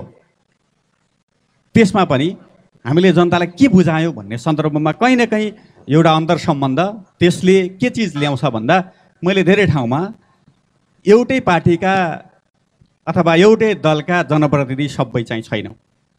हामी एउटा सुन्दर पक्ष हो स्थानीय तहमा, जहाँ जनताले जसलाई रुचायो त्यही दलको जनप्रतिनिधित्व लिएर एउटा सत्ता साझेदारी गरेर यो स्थानीय तह सञ्चालनमा छ। र अर्को परिकल्पना के पनि गरेको छ भन्दा स्थानीय तहको एउटा राज्य व्यवस्थामा हाम्रो स्थानीय सरकारमा प्रतिपक्ष हुँदैन भन्ने पनि एउटा राम्रो पक्ष छ। तर हामी के गरिरहेका हुन्छौँ भन्दाखेरि मेयर कतापट्टिको छ, वडा अध्यक्ष कतापट्टिको छ, उपमेयर कतापट्टिको छ, प्रशासनिक अधिकारी कुन दललाई समर्थन गर्ने आस्था राख्ने मान्छे आयो भनेर पनि हाम्रो जनस्तरबाट केही त्रुटिपूर्ण कुराहरू, राजनैतिक दलबाट केही त्रुटिपूर्ण कुराहरू आएको हुँदाखेरि यो अन्तर सम्बन्ध चाहिँ बिगारियो हो कि भन्ने ठाउँमा चाहिँ हामीले सचेत हुनुपर्ने हो कि भन्ने विषयमा हामी ध्यान दिनुपर्छ जस्तो लाग्छ मलाई। धेरै धेरै धन्यवाद राम सर। यो बिचमा राम सरले भने जस्तै कुरा आम नागरिकको बुझाइ, त्यो बिचमा म मेयर साहबलाई फेरि यहाँनिर जोड्न चाहन्छु। जस्तो व्यवस्था र अवस्थाको कुराको हामी यहाँनिर फेरि सवाल जवाफ गरौँ। जस्तो कि सन्तुष्टिको विषय, सङ्ख्या, तपाईँहरूले यति धारा, यति बाटो, यति चाहिँ घरमा चाहिँ रोजगारीको कुरा भनेर तपाईँहरू सङ्ख्यामा चाहनुहुन्छ। तर राजनीतिक दलहरूको असन्तुष्टिको विषय, तपाईँहरूप्रतिको घेराबन्दीको विषय, आम नागरिकहरूका धारणाका विषय, यो सबमा हेर्दा चाहिँ तपाईँ आफूले खास राजनीतिक दलमा कस्तो खाले सहयोग पाउनुभयो? यो बिचमा उहाँहरूको अपेक्षा कस्ता थिए? उहाँहरूको धारणा र त यो बिचमा आम नागरिकको घर घरमा तपाईँ पछाडि निर्वाचित भएपछि उहाँहरूले भनेका कुराहरू पुरा गरेर जाँदा तपाईँहरूप्रति हेर्ने दृष्टिकोण कस्तो पाउनु? यो बिचमा हामी संक्षिप्तमा कुराकानी गर्छौँ, हामी कार्यक्रमको अन्तिमतिर छौँ। यो विषयमा तपाईँले व्यवस्था सँगसँगै अवस्था फेरिएको आफूले महसुस गर्नुहुन्छ गर्नुहुन्न, र यो राजनीतिक दलहरूको जुन सहयोग असहयोगको विषय तपाईँले कतिको पाउनु भएको छ? आम नागरिकको घरमा जाँदा सन्तुष्टिको विषय कस्तो पाउनु भएको छ तपाईँले? धन्यवाद टोपलालजी। मैले दुईवटा कुरालाई राख्न चाहन्छु। एउटा अघि पनि हाम्रो बिचमा छलफल भयो, हामीले स्थानीय तह निर्माण गऱ्यौँ र स्थानीय तह मार्फत हामी अहिले जनताको विकास निर्माणको काममा अगाडि बढ्दैछौँ। हामीले धेरै काम गरिरह्यौँ भन्दा पनि आम मान्छेहरूमा अझै सन्तुष्टि देखिँदैन, अझ युवा पङ्क्तिमा असन्तुष्टि देखिन्छ भनेर यहाँले भन्नुभएको थियो। म त्यो कुरालाई मनन गर्न चाहन्छु। खास गरी अहिले हाम्रो जनताको चाहना र हाम्रो अहिलेको पुँजी अथवा हाम्रो अहिलेको अवस्था र हामीले दिन सक्ने सेवा चाहिँ त्यो स्तरमा पुगेको चाहिँ छैन। जस्तो मलाई पनि के लाग्छ भने मुसिकोट नगरपालिकामा जति बजेट आयो यसको कमसेकम पनि 10 गुणा बजेट भएको भए मैले केही गर्थेँ भन्ने लाग्छ।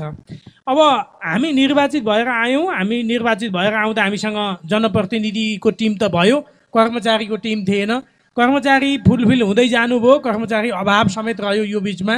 अनि जनताका आकाङ्क्षाहरू यति धेरै छन्, यो लामो ग्यापपछि हामी निर्वाचित भएर आएका थियौँ। त्यस कारण त्यो जनताको अपेक्षा र हाम्रो सेवा प्रवाहमा म्याच खाएको छैन, जसले गर्दा असन्तुष्टि छ।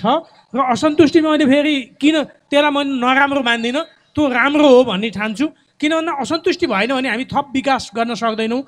मैले अघि भाइ बहिनीहरूको चाहिँ मेरो सपनाको मुसिकोटको बारेमा उहाँहरूले जे बोल्नुभयो त्यो बोल्दा मलाई एकदम खुसी लाग्छ कि उहाँहरूले सपनामा बग्न पाउनुपर्छ, उहाँहरूले सपनाको सुन्दर मुसिकोट बुन्न पाउनुपर्छ र उहाँहरूको आधारमा हामी चल्न पनि पर्छ। अब हाम्रो बाध्यता के छ, उहाँहरूले एउटा सपना बुन्नुहुन्छ, तर हामीले सपना मात्रै बुनेर पुग्दैन, हामीले त्यहाँको पैसा अथवा त्यहाँको पुँजी, त्यहाँको हाम्रो अहिलेको सामर्थ्यलाई पनि आकलन गर्नुपर्छ। अहिलेको सामर्थ्यको आधारमा हामीले जे गरेका छौँ त्यसमा म सन्तुष्टि छु। तर आज पनि प्रदेश सरकारले 55% बजेट खर्च गर्दैन, सङ्घीय सरकारले 60-65% भन्दा बढी खर्च गर्न सक्दैन। स्थानीय तहहरू अहिले पनि बजेट अभावमा चाहिँ समस्या छन्।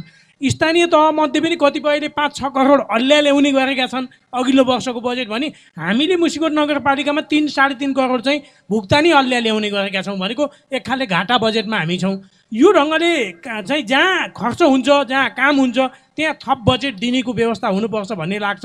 यदि त्यस्तो हुने हो भने अहिलेको स्थानीय तहहरू जे छन् यो सङ्घीयता पछिका स्थानीय तहहरूले नै अहिले जनताको अलि सन्तुष्टि दिएका छन् भन्ने लाग्छ। हजुर, यो बिचमा राजनीतिक दलको भूमिका तपाईँलाई कस्तो, सहयोग असहयोगको विषय, कहिलेकाहीँ घेराबन्दीका कुरा त हामी पनि देख्छौँ, फोटो खिच्छौँ, हेर्छौँ होइन, यो बिचमा कस्तो सहयोग पाउनुभयो तपाईँ? मलाई के लाग्छ भने मुस्कोटको सन्दर्भमा भन्दा हामी निर्वाचनमा गयौँ, स्वतः प्रतिस्पर्धा हुनु स्वाभाविक कुरा थियो।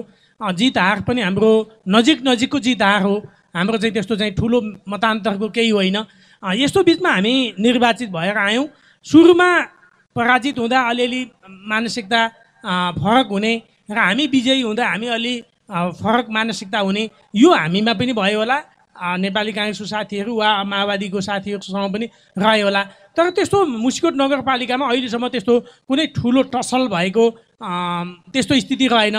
नगरपालिकाभित्र हामी निर्वाचित प्रतिनिधि चाहिँ हामी दुवै दलका छौँ, खास गरी नेकपा एमाले र नेपाली काङ्ग्रेसको तर्फबाट पनि साथीहरू उपस्थित हुनुहुन्छ। हामीले कहिल्यै नोट अफ डिसेन्ट लेखेनौँ, कहिल्यै अल्पमत बहुमतका निर्णय गरेनौँ।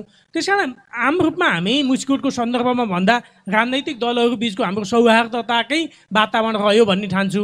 तर कतिपय कुरामा अलिअलि भ्रमहरू रहे। जस्तो सुरुमा हामीले एक घर एक धाराको कन्सेप्ट ल्याएर अगाडि बढ्दा अलिकति यो एक घर एक धारामा जाँदा मिटर लगाउँदा जनतालाई कर लिने गरी यो चाहिँ पैसा उठाउने माध्यम हो कि भन्ने जस्तो पनि एउटा भ्रम सिर्जना भयो। त्यसमा अलिअलि नेपाली काङ्ग्रेसको साथीहरूलाई अलि त्यस्तो लाग्यो कि भन्ने पनि हामीलाई लाग्छ। तर त्यस्तो चाहिँ पछिल्लो चरणमा हामी त्यसमा क्लियर हुँदै गयौँ। त्यो चाहिँ खानेपानीको उचित व्यवस्थापनका लागि त्यो मिटर सिस्टम आवश्यक रहेछ र चाहिँ शान्तिपूर्ण सहभागिता पनि आवश्यक रहेछ भन्ने कुरामा हामी सबै सहमत भएका छौँ। त्यस कारण अहिले मलाई लाग्छ यो हामी चाहिँ राम्रो सम्बन्धकै आधारमा हामी अगाडि बढ्यौँ। तपाईँ जुन कार्यकालको अन्तिमतिर पनि हुनुहुन्छ, अब के बाँकी छ, अब आएको मेयर साहबले गर्नुहुन्छ, अब आएको चाहिँ टोलीले गर्छ भन्ने लागेका तपाईँलाई के बाँकी छ भन्ने कुरा छोटकरीमा, एकदमै छोटकरीमा हामी कार्यक्रमको अन्तिमतिर छौँ। मलाई के लाग्छ भने अघि पनि हामीले एउटा भएको छ, विजयी बनेपछि मान्छे अलि स्वतन्त्र हुनुपर्छ, पार्टीको घेराबाट अलिकति माथि उठ्नुपर्छ भन्ने लाग्छ। भोलि पनि निर्वाचित साथीहरूलाई मेरो आग्रह के छ भने निर्वाचनभन्दा अगाडि हामी दलको तर्फबाट उम्मेदवार हुन्छौँ, निर्वाचित भएपछि आम जनता हामी प्रतिनिधि हौँ भन्ने अनुभूत हामीले गर्नुपर्छ। त्यो अनुभूति यो बिचमा मैले गरेँ भन्ने नै लाग्छ। कुनै पनि एकजना शिक्षकले अपायक गएन, अप्ठ्यारो परेन। हामीले शिक्षक दरबन्दी मिलान गर्दा वा होइन थुप्रै कामहरू गर्दा कुनै उपभोक्ता समिति चाहिँ राजनैतिक बहसका आधारमा केही काम भएनन्। कुनै विकास निर्माणको माग आउँदा हामीले पक्ष विपक्ष भनेर होइन त्यस्तो नजरले हेरेनौँ। त्यस कारण लगभग हामीले त्यो खालको संयमता, त्यो खालको चाहिँ अपनायौँ भन्ने लाग्छ। अब यो मानवीय भुलका कारणले, मानवीय कहिलेकाहीँका त्रुटिका कारणले हुने कुरा बाहेक हाम्रो नजर चाहिँ निर्वाचित साथीहरूले हामीले अलिक खुल्ला दिलले नै सबैलाई समेटेर जाने गरी नै अगाडि बढ्यौँ भन्ने मलाई लाग्छ। मैले चाहिँ पक्ष प्रतिपक्षका सबै साथीहरूलाई त्यो ढङ्गले नै गयौँ। र अब आउने निर्वाचित साथीहरूलाई पनि मेरो आग्रह के छ भने हामीले जुन खालको चाहिँ एउटा समृद्ध मुस्कोटको हाम्रो परिकल्पना छ यो कुरामा बहस गरौँ, यो कुरामा हामी अगाडि बढौँ। आज ती भाइ बहिनीहरूले जसरी अघि एउटा समृद्ध मुस्कोटको परिकल्पना गर्नुभयो, एउटा सपना बुन्नुभयो, त्यो सपनालाई पुरा गर्ने गरी हामी अगाडि बढौँ। हिजो नगरपालिका निर्माण गरिरहँदा नि मलाई सानो सम्झना छ। अब यहाँ चाहिँ मुस्कोटको नगरपालिका नबन्ने भयो भनेपछि रातारात चाहिँ मुस्कोटदेखि बडागाउँदेखि पौदी अमराईदेखि वामीटक्सादेखि रातारात गाडी लिएर जाने, हाम्रो यो नगरपालिका हुनुपर्छ, यसरी बनाउनुपर्छ भन्ने तहमा समेत हामी पुगेका थियौँ। त्यसो हुनाले त्यो अन्तिममा मेयर साहबलाई मैले छुचो प्रश्न गर्छु। आज यो स्टेजमा बसेर मैले कार्यक्रम सञ्चालन गरिराख्दा म पत्रकार महासङ्घको अध्यक्ष पनि भएको हैसियतले यो तपाईँको सपनाभित्र यो कालो पत्रीको कुरा थियो कि थिएन? अवश्य पनि थियो। यसमा म पनि केही कुरा महसुस गर्न चाहन्छु भने यो कालो पत्रे आजभन्दा 3 वर्ष अगाडि नै हुनु पर्थ्यो। ठेक्का पनि भएको, बजेट पनि व्यवस्था भएको, तर पिच हुन सकेन। यसका प्रति म दुखित छु, म आफू पनि आलोचित छु। मेरो भूमिकामा पनि कहीँ त्रुटि रह्यो कि भनेर म समीक्षा गर्न म तयार छु। तर हामीले के कुरा चाहिँ बोध गर्नुपर्छ भने अहिलेभन्दा 3 वर्ष अगाडि फाल्गुन महिनामा टेन्डर स्वीकृत भएको हो। चैत 10 गतेबाट लकडाउन भएका कारणले त्यति बेला ठेकदारले मैले गर्न सकिनँ भन्नुभयो। हामीलाई पनि त्यो बेला अलिकति अनुभूति भयो यो लकडाउनका कारणले नभएको हो कि कोभिडका कारणले नभएको हो कि भनेर हामीले उहाँलाई छुट दिएकै हो। दोस्रो वर्ष हामीले उहाँलाई अलिकति प्रेसर गरेको हो। उहाँले फेरि मैले कर्सर राख्न नराखिकन माल नभइकन मैले अब पाल्पाबाट वा रिडीबाट वा छल्दीबाट माल बोकेर मैले पिच गर्न नसक्ने भएँ भनेपछि हामीले ल त्यसो भए विधि सम्मत ल्याउनुहोस्, हामीले कर्सर राख्न पनि दिन्छौँ भने हामीले उहाँलाई भनेको हो। दोस्रो वर्ष उहाँले कर्सर राख्नुभयो, अब त निर्माण हुन्छ भन्ने हामीले ठानेका थियौँ। तर दोस्रो वर्ष पनि फेरि कोभिडकै कारणले अलि अन्तिमतिर चाहिँ उहाँले समयमा काम गर्नु भएन र अन्तिमतिर चाहिँ उहाँले अलिकति लापरवाही गर्नुभयो र गएको हाम्रो असोज कार्तिकमा उहाँ अथवा भदौदेखि असोज कार्तिकसम्म उहाँले पिच गर्न सक्नुहुन्थ्यो। त्यो बेलामा उहाँले लापरवाही नै गर्नुभएको हो र उहाँले चाहिँ त्यो पिच गर्ने काम गर्नु भएन, जसका कारणले हामीले सयौँ कामहरू राम्रा गर्दा गर्दै पनि हामी आज आलोचित छौँ। त्यो आलोचनाको एउटा भागीदार त म हुँ। तर यो आयोजना फेरि पनि सङ्घीय आयोजना पाल्पा सडक मार्फत भएको ठेक्का टेन्डर हो। हाम्रो दायित्व अनुगमन गर्ने, दबाब दिने तहमा मात्रै हो। हामीले चाहिँ यसको निर्णायक भूमिका निर्वाह गर्ने ठाउँमा थिएनौँ। हस्, धेरै धेरै धन्यवाद मेयर साहब। हामी कार्यक्रमको अन्तिममा छौँ, धेरै कार्यक्रम बाँकी छन्। यो बिचमा म उपमेयर साहबलाई म संक्षिप्तमा सानो कुरा मात्रै सोध्न चाहन्छु। तपाईँको अर्को एउटा भूमिका जुन न्यायिक समितिको भूमिकामा तपाईँ हुनुहुन्छ, ठुलै मुद्दा बाहेक सामान्य गाउँघरे मुद्दाहरूमा अदालत पुग्नु पर्दैन, जिल्ला अदालत धाउनु पर्दैन भन्ने जुन एउटा कन्सेप्ट थियो, आम नागरिकहरूले अझै पनि यो 5 वर्षको समयसम्म अझै पनि कमला शर्मा यो नगरपालिकाको उपमेयर मेरो न्यायाधीश हो, मलाई चाहिँ स्वतन्त्र रूपमा चाहिँ न्याय दिने एउटा चाहिँ न्यायाधीश हो भन्ने आम नागरिकले महसुस गर्न पाएनन् कि तपाईँले त्यो दिन सक्नु भएन कि, या तपाईँसँग आउने मान्छेहरूको त्यो धारणा के भयो, प्रहरीसम्म पुग्दा के भयो, प्रहरी कार्यालयसम्म पुग्दा के भयो, तपाईँ आफूसम्म आउँदाखेरि त्यसरी प्रस्तुत हुन्छन् हुँदैन, तपाईँ आफूलाई आलोचना यो विषयमा केही छ, पछुतो छ, त्यो हो कि भन्ने लाग्छ कि लाग्छ। तर हामीले धेरै ठाउँमा हेर्दा उपप्रमुखहरू दलबाट निर्वाचित भएको कारणले उनले सही न्याय सम्पादन गर्न सक्दैनन् भनेको कारणले मान्छे फेरि प्रहरी कार्यालय नै फर्किनु पर्ने स्थिति आएको छ भन्ने धेरै यो खाले चर्चा आउँछ। तपाईँलाई त्यो महसुस भयो कि भएन 5 वर्षमा? धन्यवाद टोमलालज्यू। म यहाँ मुसिकोट नगरपालिकाको उपप्रमुख बनिसकेपछि एउटा न्यायको एउटा संयोजक बन्न आइपुग्यो। तर हामी 753मा जो महिला या पुरुष जो कोही भए पनि त्यो एउटा सानो न्यायाधीशै बन्न पर्दो रहेछ भन्ने मैले चाहिँ एउटा अनुमति चाहिँ पाएँ। किनभने हामी पहिलो वर्ष अलिकति विधिपूर्वक जान सकेनौँ, किनभने अब सुरुमै मुद्दाहरू केही सानातिना मुद्दाहरू आए, त्यसलाई बसेर छलफल गरेर पठाउने काम गरियो र विधिपूर्वक चाहिँ जाँदाखेरि हामीलाई त्यस्तो समस्या त परेन। हाम्रो कानुनी सल्लाहकार चाहिँ यही नै भएको हुनाले उहाँबाट धेरै सहयोग चाहिँ हामीलाई भयो होइन। हामी कानुनी सल्लाहकारलाई एउटा नियुक्ति जस्तै गरेर हामीले उहाँलाई कानुन बनाउने कुरामा र न्यायपालिकालाई सहयोग गर्ने कुरामा उहाँले भरपूर्ण सहयोग चाहिँ हामीलाई गर्नुभएको छ र त्यो सहयोगबाट हामी विधिपूर्वक जाँदा हामीले सिस्टममा गइसकेपछि वादी प्रतिवादीलाई बोलाएर सिस्टमले काममा ल्याइसकेपछि र हामीले अर्को वर्ष मेलमिलापकर्ताहरू पनि उत्पादन गऱ्यौँ। उहाँहरूलाई चाहिँ 48 घन्टे तालिम दिएर मेलमिलापकर्ता बनाइसकेपछि उहाँहरूले मेलमिलापकर्ताहरूलाई रोज्नुहुन्छ, उहाँहरू मार्फत छलफल हुन्छ। त्यो छलफलबाट सक्नु भएन उहाँहरूले पनि उहाँहरूसँग बसेर हामी छलफल गर्छौँ। हाम्रो टिम 3 जनाको चाहिँ हाम्रो टिम छ। यदि उहाँहरूले जो मिलाउनु भयो भने हामीलाई राखेर हाम्रा अगाडि उहाँहरूले मिलाउनुहुन्छ र यस्तो प्रक्रियामा चाहिँ हामी पुगेका छौँ। र मुसिकोटको सन्दर्भमा हेर्दाखेरि हामीले अदालतमा पठाउने भनेको एउटा सम्बन्ध विच्छेद गर्न भनेर यहाँ आएकोलाई पनि हामी सम्बन्ध विच्छेदमा जाने बाटो यो हो है, यसरी तपाईँहरूले गएर सम्बन्ध विच्छेद गर्न सक्नुहुन्छ, यहाँ सम्बन्ध विच्छेद हुन्न भनेर 2टा मुद्दा हामी उहाँ पठाएका छौँ। र एउटा हाम्रो यो करणी सम्बन्धीको मैले लास्टमा थाहा पाएँ, त्यो हामी कहाँ आउने कुरै भएन, त्यो फौजदारतिरको परेको हुनाले। अनि एउटा यो छुवाछुतको कुरा चाहिँ यहाँ अहिले आएको यो सचिन भाइकै कुरा चाहिँ त्यहाँ पुगेर रहेछ, मैले पछि थाहा पाएँ। यहाँ हामीले त्यो अलि मिलाउन गाह्रो हुन्छ, कुटपिट भएको रहेछ भनेर त्यसलाई हामीले त्यतै पठाएको हुनाले जिल्लामा गएका मुद्दा भनेका हाम्रा 4वटा मात्रै हुन्। हाम्रा तपाईँलाई मैले थप प्रश्न गर्छु, जस्तो तपाईँ आफूको 5 वर्ष अनुभव, तपाईँको भूमिका उपमेयरको हिसाबले हेर्दाखेरि आम दिदीबहिनी जो फेरि तपाईँकै ठाउँमा आउँदै हुनुहुन्छ, उहाँहरूको लागि तालिम प्रशिक्षण भनेको कुरा, ज्ञान पढाइ भन्ने कुरा यो पदमा रहँदा, यो भूमिकामा रहँदा कतिको आवश्यकता छ भन्ने कुरा जानकारी दिनुहोस् न। यो एकदमै उपलब्धिमूलक हुन्छ भन्ने मलाई लाग्छ। एकदमै आवश्यक छ। यिनी कुराहरू त के रहेछ भने हामीले, मैले यो थोरै कुरा सक्छु।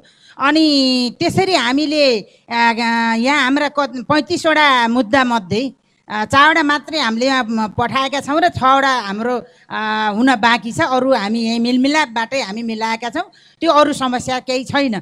र तालिम दिनुपर्ने, तालिम लिनुपर्ने, पढ्नुपर्ने हरेक कुरा त त्यो त मानवमा हुने कुरा अति आवश्यक नै कुरा रहेछ। हामीले योजनामा काम गर्दा हामीले जहाँसुकै जे गर्दा पनि त्यसको अनुगमन मूल्याङ्कन गर्दाखेरि पनि कहीँ गएर हामीले अर्काको काम गरेको त हेरेका छौँ, देखेका छौँ भने त्यो अनुभवले आफ्नामा काम गर्न सकिन्छ भने यो महिला दिदीबहिनी हो जोसुकैलाई पनि यो कम्तीमा पनि एउटा शिक्षाको आवश्यक, अनि त्यसपछि गएर तालिमको आवश्यक, त्यस्तो कहीँ हामी अनुगमन गर्न जाने आवश्यक, यो तिनटै कुरा चाहिँ आवश्यक देख्छु हजुर। मैले। धेरै धेरै धन्यवाद छ। समयको पाबन्दीको कारणले मैले छोटै राखेको छु। यो बिचमा प्रमुख प्रसाद सके अध्यक्षज्यूलाई म प्रश्न गर्न चाहन्छु।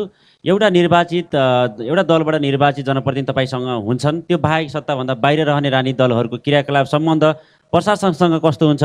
तपाईँले कार्यान्वयन गर्ने जुन योजना हुन्छ त्यो योजना स्थलमा चाहिँ उहाँहरूले देखाउने भूमिकाले कार्य सम्पादनमा कतिको असर पर्छ? र अर्को तपाईँलाई यहाँनिर जोड्ने मैले प्रश्न अर्को के हो भने, जस्तो उहाँहरू बिचको कार्यदक्षता, उहाँहरू बिचको चाहिँ क्षमताको कारणले पनि तपाईँहरूको प्रशासन, तपाईँहरूले गर्ने कार्य सम्पादनमा कतिको भूमिका हुन्छ? यो विषय हामी अन्तिममा तपाईँको लागि राख्न चाहन्छौँ। धन्यवाद, पुनः धन्यवाद। कस्तो भन्दा वास्तवमा अरू राजनीतिक दलको सहयोग प्रशासन चलाउने कुरामा कस्तो पाउनु हो भनेर भन्नुभएको छ। मलाई यहाँको अनुभवमा त्यस्तो गाह्रो साह्रो अप्ठ्यारो केही पनि छैन। हामी एकदम चाहिँ सहमतिमा र चाहिँ आपसी रिलेसनमा नै काम भएको मैले महसुस गरेको छु। र म एउटा फ्रेङ्कली कस्तो भन्दा मेरो स्वभाव जन्ने कुरा नै कानुनी कुराहरू प्रष्ट भनिदिने समयमै हुँदैन भन्दाखेरि त्यसको लजिक पनि भनिदिने गऱ्यो भने त्यसले चाहिँ बाटो फुकाउँछ जस्तो मलाई लाग्छ। एउटा कुरा यहाँको जनप्रतिनिधिज्यूसँग मैले अघि पनि भने मलाई समस्या केही पनि भएन। यो विशिष्ट खालको यो चाहिँ मुसिकोट नगरपालिका छ, समन्वयकारी भूमिका मेयर साहबबाट पनि અહીં चाहिँ भयो, विपक्षी दलहरूबाट पनि मैले चाहिँ हामीले सहयोग पायौँ भन्ने कुरा, र प्रशासनको हकमा पनि त्यस्तो गाह्रो अप्ठ्यारो भएको मैले चाहिँ महसुस गरेको छैन। अन्त्यमा मैले एउटा चाहिँ छुटाउनै नहुने कुरा के गर्न चाहेँ भन्दा समग्रमा प्रशासन र राजनीतिको कुरा गर्न पर्दा यो मञ्चमा आज मैले के भन्न चाहन्छु भन्दा नेपालको ब्युरोक्रेसी कम्पिटेन्ट छ, मेरिटोक्रेसीको चाहिँ स्थापित भएको छ, योग्यता प्रणाली स्थापित छ। यो पदपूर्ति गर्ने निजामती सेवा आयोग छ जुन लोकसेवा आयोग, यसले चाहिँ आफ्नो अति राम्रो सराहनीय भूमिका निर्वाह गर्दा गर्दै 3 तहका सरकार हुँदाहुँदै केही सीमाहरू कस्तो भन्दा समस्याहरू नेपालको संविधानले 3 तहका सरकारहरू बिचमा सहकार्य, समन्वय र सहअस्तित्वको एउटा चाहिँ स्पिरिटलाई चाहिँ समेट्न खोजेको छ। कतिपय चाहिँ साझा अधिकारका सूचीमा हालसम्म सङ्घीय निजामती सेवा ऐन नआइदिँदाखेरि प्रदेश निजामती सेवा ऐन आउन सकेन। त्यो कारणले चाहिँ कर्मचारीका वृत्ति विकासका कुराहरू रोकिए। त्यति मात्रै होइन, स्थानीय तहमा पदपूर्ति हुनुपर्ने कर्मचारीहरूको पदपूर्ति ढिलाइ हुन गयो। यो कुराले हामीले चाहिँ काम भएन भन्ने, रिजल्ट ओरिएन्टेड हामी हुन सकेनौँ भन्ने, खास गाँठो कहाँ परेको छ हामी त्यो ठाउँमा नपुग्ने, यो कुराहरूले पनि तपाईँ एउटा चाहिँ सञ्चारकर्मी भएको नाताले, एउटा जिल्लाको नेतृत्व गर्ने भएको कारणले र सरकारको 14औं अङ्कको चाहिँ एउटा रखवारी गर्ने, राम्रा कामको चाहिँ सम्प्रेषण गर्ने नेतृत्वदायी भूमिका हुनुभएको कारणले यो सङ्घ र प्रदेश, खास गरी सङ्घको भूमिका र चाहिँ प्रदेशको भूमिका मैले के भन्छु भन्दा मुसिकोटको हकमा माग आकृति भरेर पठाएका कर्मचारीहरू पदपूर्ति हुने व्यवस्था र कर्मचारीको वृत्ति विकासको बाटो रोकिएको छ। यो कुरा चाहिँ मैले यहाँनिर राख्न चाहेँ। धन्यवाद। धेरै धेरै धन्यवाद छ। हामी कार्यक्रमको निकै अन्तिममा छौँ। यो बिचमा म समग्र कार्यक्रमको कन्क्लुजन प्रस्तुत गर्दिन, म राम सरलाई अनुरोध गर्दछु। खासमा तपाईँले अब देखेको स्थानीय तह, तपाईँले अब हुनुपर्ने जनप्रतिनिधि, अब हुने प्रशासनको विषयमा आफ्नो कन्क्लुजन, आफ्नो धारणा राखिदिनु हुन म अनुरोध गर्दछु। धन्यवाद। यो हाम्रो एउटा अन्तर्संवाद चाहिँ अत्यन्तै गम्भीर र महत्त्वपूर्ण ठाउँमा छ भन्छु मैले। यति धेरै जनतालाई राखेर प्रत्यक्ष रूपमा आफ्ना अनुभवहरू सँगसँगै कसरी काम भएका छन् भन्ने कुराहरू र के गर्दा राम्रो हुन्छ भन्ने विषयमा यो बहस भएको छ। यो चाहिँ सकारात्मक बाटो हो र मैले देखेको र मैले बुझेअनुसार चाहिँ के हुनुपर्ला भन्दा जनप्रतिनिधि पार्टीले एउटा प्रतिनिधि बनाएर जनअनुमोदित भएपछि जनप्रतिनिधिको ओहदामा उक्लाउनुपर्छ भन्छु। त्यो उक्लन नसक्दा र पार्टीकै स्थितिमा बसिदिँदा अघि पार्टीको कारणले पनि हामी चाहिँ कहिलेकाहीँ साझा हुन सकेनौँ कि भनेर प्रमुखजीले भन्नुभएको कुरा मैले त्यसलाई चाहिँ हामीले इन्कार गर्न सक्दैनौँ। त्यो कुरा हुन्छ भन्ने कुरा उहाँले जे कुरा आत्मसात गर्नुभएको छ, अब आउनेले वा अब हुनेले पनि र भएकाले पनि के कुरा स्वीकार गर्नुपर्छ भन्दा हामी जनअनुमोदित हो भने हामी साझा नै हो, हामी सबैको हो भन्ने खालको हुनुपर्छ। धेरै ठाउँमा प्रश्नहरू यस्ता उठ्ने गरेका छन्, हामीलाई भोट हालेका जनता हुन् र अर्को प्रतिस्पर्धीलाई भोट हालेका जनता होइनन् होला कि हुन् होला भन्ने प्रश्नहरू आम रूपमा उठेको छ। यस्तो हुनु हुँदैन। जनअनुमोदित भइसकेपछि सबै जनता चाहिँ मेरा हुन् भन्ने जनप्रतिनिधि चाहियो।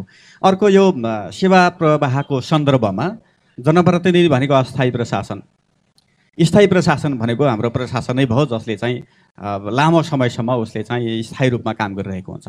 यो दुईटैको सम्बन्ध एक ठाउँमा ल्याउनको लागि विधि बनाउनेले सही प्रकारको विधि बनाइदिने र पालना गर्नेले सही प्रकारले त्यसलाई चाहिँ पालना गरिदियो भने चाहिँ त्यो उहाँहरू दुई पक्ष भनौँ अथवा जनप्रतिनिधि र प्रशासनको बिचको सम्बन्धले जनतामा चाहिँ छिटो छरितो सेवा प्रवाह हुन्छ र त्यसले केही न केही गति चाहिँ लिन्छ भन्ने लाग्छ। र सँगसँगै एउटा जनताले सेवा लिन आउँदाखेरि आफू सेवाग्राही भएर सोच्यो भने जनतालाई छिटो सेवा दिन सकिन्छ होला भन्ने पनि लाग्छ मलाई। यहाँले हिजो जनप्रतिनिधि हुँदा एउटा किसानको गोठमा गएर तेरो अवस्था परिवर्तन गरिदिन्छु भन्दै नमस्कार गरेर भोट माग्नु भयो। आज आत्मसमीक्षा गर्ने बेला भएको छ, उसको अवस्था परिवर्तन भयो होला कि नभएको होला। एउटा रोगी जो बिस्तरामा सुतिरहेको थियो उसलाई नमस्कार गर्दै मलाई भोट दिनुहोस्, म जनप्रतिनिधि भएपछि तपाईँलाई सुलभ रूपमा स्वास्थ्य उपचार दिन्छु भनेर भोट माग्नु भएको होला। आज आत्मसमीक्षा गर्ने त्यो समय आइदिएको छ। त्यस्ता रोगीहरूको अवस्था परिवर्तन हुने गरी मैले काम गरेँ कि गरेनन् भन्ने कुरा। अर्को सँगसँगै हिजो न्यायिक रूपमा चाहिँ समस्या परेका दिदीबहिनीको बिचमा म उपप्रमुख भएँ भने तपाईँहरूलाई न्याय सम्पादनमा केही न केही सहयोगी भूमिका खेल्छु, मबाट त्यो खालको दुराचार अथवा पूर्वाग्रह हुँदैन भनेर भोट माग्नु भएको थियो। आज 5 वर्षको कार्यकाल व्यतीत हुँदै गर्दाखेरि त्यो अपेक्षा तपाईँले बाँड्नु भएको सपना अनुसारको काम चाहिँ पुरा भयो कि भनेर उपप्रमुखज्यूले पनि सोच्ने बेला भएको होला।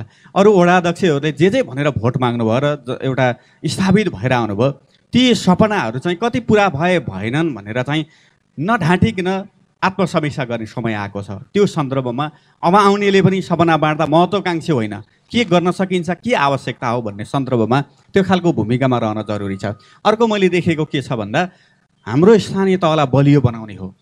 यो व्यवस्थालाई